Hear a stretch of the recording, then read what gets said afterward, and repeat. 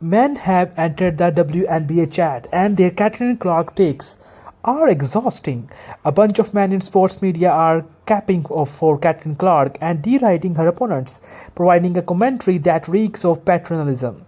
Following a year of widespread media neglect of women basketball, the arrival of hooper Catelyn Clark to the WNBA has brought a rush of new attention to the sport, and unfortunately, that has spawned some cringe-worthy commentary by men in particular. Now, the Catelyn Clark playing Now that Clark playing in the league, it seemingly become the ritual for men for sporting commentator to signal their support for the WNBA, not just with gushing praise for Clark, but by diminishing her up competitors. When asked, many WNBA players have praised Clark effusively or discussed the benefits her celebrity is bringing to the league. By contrast, WNBA great Diana Taurasi gave Clark a friendly warning ahead of her joining the league that reality is coming. Essentially, expect tougher competition. The remarks somehow sparked backlash from Clark fans. But Taurasi is right. Despite Clark playing well in some of her first few games, her team, the Indiana Fever, among the worst in the league before she was drafted, has only won one of the first 6 games.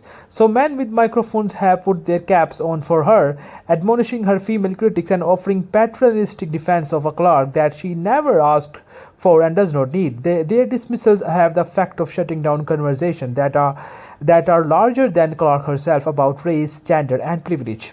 And fact, it is women in the sport who want to have that conversation makes the dismissal that much worse. On the basketball podcast he hosts with JJ Redick, LeBron James referred to the vitriol aimed at Clark from unnamed players, suggesting they ought to be more grateful for the viewership and amenities Clark's popularity allegedly had earned them.